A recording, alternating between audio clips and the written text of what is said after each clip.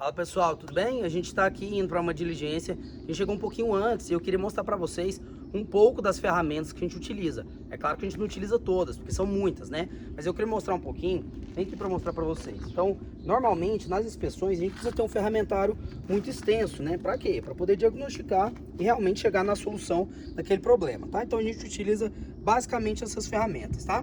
Eu vou falar sobre algumas delas, vou falar sobre as principais, porque não dá para falar sobre todas, tá? Inclusive eu tenho vídeos individuais sobre cada uma delas, caso vocês queiram saber um pouco mais. Então vai lá no Instagram, o @engenheiro_lucas_pinheiro, dá uma olhada lá, porque tem muito equipamento legal, tá? Mas eu vou mostrar algumas que são mais baratas, outras que são mais caras e aquelas que eu considero essenciais, tá? Tem algumas que não dá para faltar na maleta, tá? Então, para mim, na minha concepção, quais são aquelas principais e que eu levo em todas as diligências? Primeiro, o pacômetro, tá? O pacômetro, por que ele é fundamental? Porque eu tenho que encontrar estruturas de aço, tubulações cheias, às vezes alvenaria, tá? Então esse é o modelo que ele mostra esses três tipos, né? Tubulações cheias, alvenarias e aço. Por que ele é tão importante? Primeiro, ele antecede o ensaio de esclerometria. Então, para eu encontrar o aço, para eu fazer esclerometria, na verdade, eu preciso encontrar o aço para fugir dele, né? Eu não posso fazer esclerometria no aço porque ele vai dar uma diferença significativa nos meus resultados. E também ele encontra a armadura para eu encontrar cobrimento nominal, saber onde está passando o aço, ele é fundamental, tá? Muita gente que mexe com armários, por exemplo, guarda-roupas, precisa fazer perfuração de paredes, também utiliza muito esse aparelho. Então é um dos que eu acho que são fundamentais, tá? Um outro também que eu acho que não dá para faltar é o termógrafo, né? Ou a câmera termográfica. Então isso aqui é uma câmera termográfica, uma FLIR One Pro, que a gente acopla ela no celular. Então é uma câmera que eu gosto bastante, tá? É uma câmera de entrada da FLIR, mas que tem uma qualidade bastante interessante. Então a gente simplesmente acopla ela no celular, a gente liga, né? A gente liga essa câmera aqui na partezinha de baixo. Quando ela começar a piscar no verdinho, então aqui ela não tá dando para ver direitinho, mas ela pisca em vermelho. Quando ela piscar no verde, o aparelho já vai reconhecer, tá? Então eu posso vir aqui no FLIR, ela já vai começar a reconhecer. Então aqui, ó, ela vai dar um tempinho até que ela consiga calibrar e depois ela vai encontrar lá. Então já tá aparecendo, ó.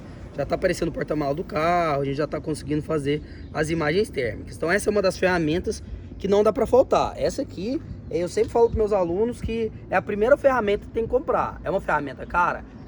Essa aqui, por exemplo, ela custa em torno de R$ 3.200 aproximadamente. Mas eu falo que essa é uma ferramenta que chama vendas, que ela converte vendas. Quando você vai numa vistoria preliminar carregando uma dessa aqui, um equipamento caro que faz imagem térmica, né, por infravermelho, o síndico, aquele cara que está te contratando, ele já vai te ver com outros olhos. Então eu falo que a maioria das minhas conversões são feitas por conta desse aparelho. Então ele realmente é fundamental e no dia da diligência ele também vai te salvar em várias situações. Vai verificar vários tipos de filtrações, então vai ser bem legal, tá? Então a gente tá com esses latidos porque a gente tá em campo, tá? A gente chegou para poder fazer uma inspeção, mas o barulho vai ficar assim mesmo, tá? Preocupa não, mas vai ficar bacana. Outra que eu acho muito importante é o equipamento de esclerometria, tá? Esse esclerômetro aqui, pessoal, eu sempre falo sobre ele, tá? Porque ele é uma ferramenta muito importante para a gente poder detectar a dureza do concreto, né? Então eu vou fazer aqui pela NBR 7584, a gente vai fazer um ensaio de dureza, depois vai fazer o cálculo, né? Tem vídeo também no Instagram mostrando certinho como é que faz, como é que calcula, como é que você vai recorrer ao ábaco de referência, tá? Então é uma ferramenta que não dá para faltar. Então até agora, pacômetro, termógrafo, esclerômetro, as ferramentas essenciais. E, coincidentemente, são as ferramentas mais caras que a gente tem, fora o drone, né, que também tem um valor agregado bastante alto, mas são ferramentas que não tem como faltar, tá? E agora eu vou falar um pouquinho também sobre algumas essenciais, mas que são bem mais baratas, tá? Então que também precisa fazer parte da sua maleta. Eu gosto muito do fissurômetro, tá? Então eu tenho dois tipos de fissurômetro, a gente tem um fissurômetro de cunha também, mas não tá aqui. Então esse fissurômetro aqui ele vai até 5 milímetros, tá? Então ele detecta inclusive fendas. Aqui na parte de baixo a gente tem uma régua convencional e aqui na parte de cima a gente tem o fissurômetro que vai verificar a milimetragem, tá? 0,05, 0,1 milímetros, 2 milímetros e por aí vai. É uma ferramenta muito interessante para classificar as aberturas, tá? E falando de classificação de aberturas, tem alguns itens que são fundamentais e que vão diferenciar vocês no mercado, tá? Que é a pasta de gesso, para você fazer o selo de gesso, para poder verificar, né, a classificação da abertura, depois verificar se ela tá abrindo mesmo, se ela tá ativa, se ela tá passiva, então é importantíssimo. Então eu sempre ando com o gesso. É um dos equipamentos, é um dos insumos mais baratos que a gente tem. Você vai pagar ali R$ 5 no pacotinho desse. super barato, e você vai fazer o selinho de gesso para averiguar se as suas fissuras estão com abertura ou não, tá? Isso para ambientes internos, tá? Então eu uso o gesso para aberturas internas. Para aberturas externas, eu gosto muito desse kit, né? O que é esse kit? Primeiro, é o selo de vidro, tá? Esse selinho de vidro, pessoal, ele é um selo que a gente compra ele em casas de laboratórios, né? Onde vende equipamento de microscopia. Ele tá até bem fechadinho, depois eu vou abrir ele para mostrar as lâminas de vidro. E para colar as lâminas de vidro, a gente precisa de um adesivo epóxi. Então eu gosto de utilizar um bicomponente, né? Esse aqui é da Araldite, mas tem Rodopaz, tem da Sica, então um monte. Tá? Mas eu gosto desse porque ele é mais prático, ele vem com as bisnaguinhas. E essas bisnagas a gente utiliza para poder fazer a colagem desses selinhos de vidro. Então ele vem com duas bisnagas, são bicomponentes. E ele vem também com esse equipamentozinho, com a colherzinha, para você poder grudar esse selo de vidro na fissura e conseguir fazer o monitoramento, tá? Ah, professor, esse durex que tá aí em sua mão. Toda vez que eu colo uma pastinha de vidro, né, uma película de vidro, um selo de vidro, eu preciso fixar ele para que ele não escorregue, eu não preciso ficar ali segurando durante algum tempo. Então eu sempre coloco um durex também, ou até uma fita isolante, para que ele consiga ficar fixado ali. Então alguns macetezinhos que a gente tem por experiência de mercado, tá? Então acaba ajudando a gente. Ah, tem aqui também o fissurômetro óptico, que eu também acho ele super interessante, né? Você consegue ver a milimetragem, vou até aproximar ele um pouquinho mais aqui de vocês, não sei se vai dar pra ver, mas a gente consegue ver a milimetragem dele.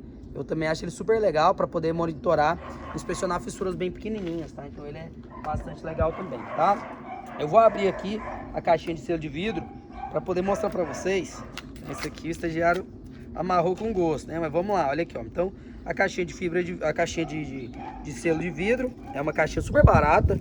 Ela custa R$6, uma caixinha com 50. Eu compro ela no mesmo lugar onde eu compro a fenolftaleína. Então, olha aqui como é que ela é, ó. Então, é um selinho de vidro que a gente vai colar dos dois lados da fissura. A gente vai fazer as demarcações, vai marcar a data, vai marcar tudo certinho, tá? Tem vídeo completo também falando sobre como que se faz essas demarcações, tá? Bastante interessante.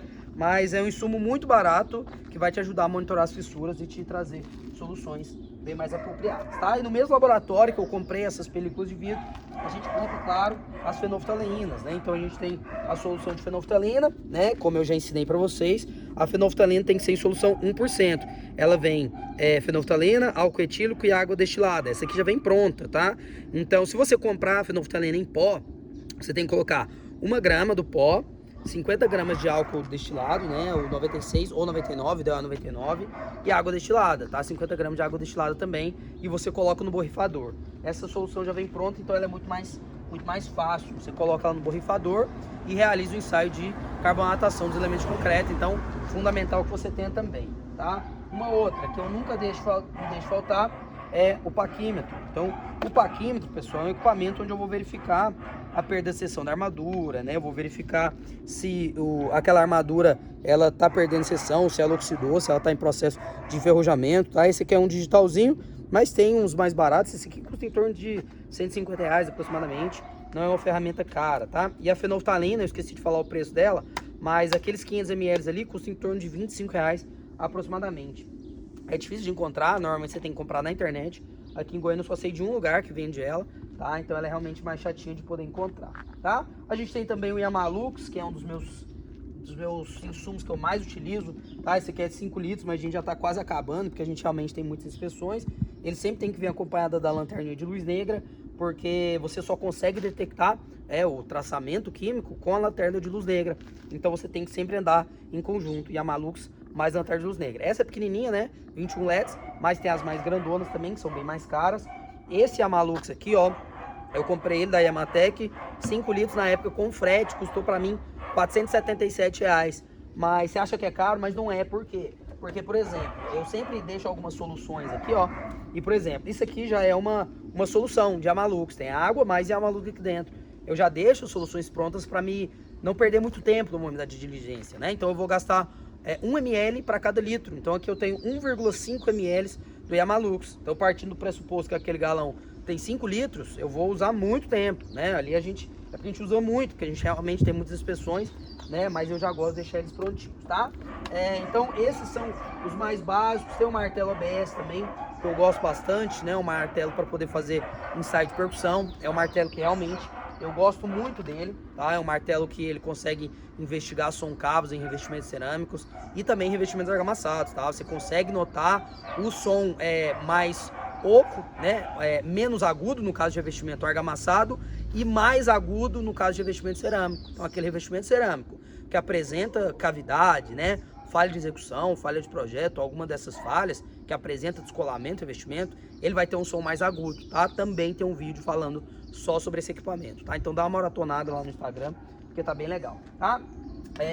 Eu queria mostrar aqui mais algum, não vou falar sobre todos especificamente não, mas a gente tem ali, ó, o detector de gás, né, o Smart Sensor, então a gente detecta vazamentos de gás. A gente tem um esquadro, principalmente para poder averiguar e receber imóveis, né? Então a gente tem um esquadrinho, porque normalmente as casas que a gente vai podem apresentar diferença de esquadro, então a gente tem que andar com um.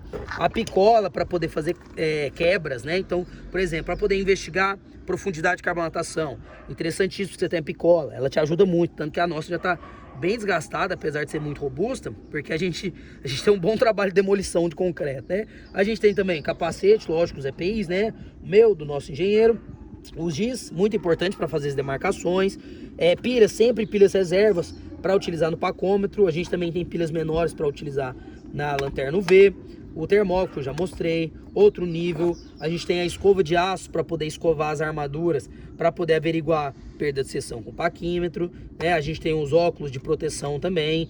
Então o capacete é importante, pessoal.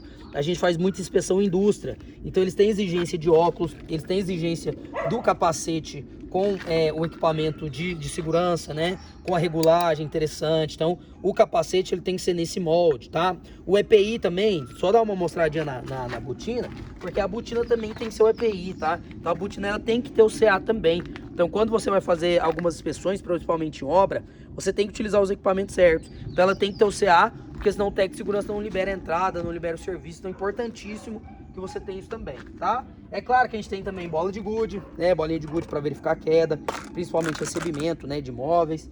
A gente tem também a seringa para poder fazer a dosagem correta do Yamalux, né, do traçador químico. Temos o nível, né? Temos o prumo, desculpa, para a gente poder verificar prumo. A gente tem também a câmera, então a gente também sempre leva câmera com carregadores, tá? Então só mostrando um pouquinho de um pouco dos equipamentos que a gente tem, né? A gente tem mais algumas outras câmeras termográficas, a gente tem mais pacômetros também, né? Lanterninha, então a gente sempre usa a lanterna. Tem locais que a gente precisa de fazer algumas investigações em locais mais escuros, posto de molas, posto de elevador, então a gente também precisa levar. Então assim, mostrando um pouquinho dos equipamentos que a gente utiliza. É claro que a gente não leva os equipamentos aqui, né?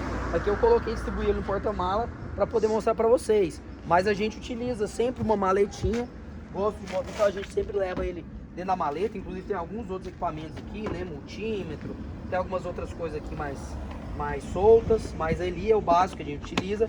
Eu gosto de levar maleta de equipamentos e eu também gosto muito de utilizar a mochila, tá? Isso aqui fica muito mais prático. Às vezes só com essa mochila eu consigo fazer uma diligência. Então aqui cabe esclerômetro, pacômetro, paquímetro. Então às vezes eu levo ela. É uma mochila muito robusta, é da marca Irving, então muito forte, né? É uma mochila feita para carregar ferramentas. Então dá para levar picola, dá para levar tudo. Então é bastante interessante, tá? Então eu queria mostrar um pouquinho, né, do dia a dia, né, da realidade, da patologia das edificações, né? Como é que a gente faz para poder levar nossos paramentos, quais equipamentos a gente precisa.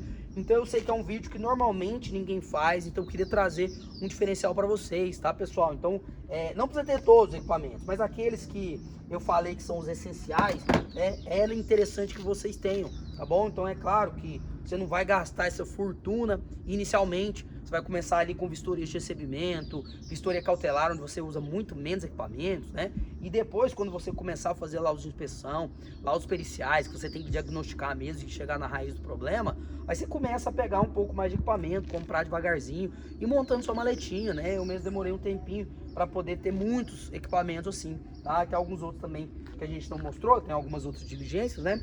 Mas esse aqui é o básico que a gente tem. Tá bom, pessoal? Então, um pouquinho do ferramentário, um pouquinho do que a gente utiliza para poder trabalhar com engenharia diagnóstica, tá? Então, para começar, você vai comprar só os básicos, mas depois você vai aumentando sua maleta e tendo cada vez mais equipamento, tá bom? Um abraço e até a próxima.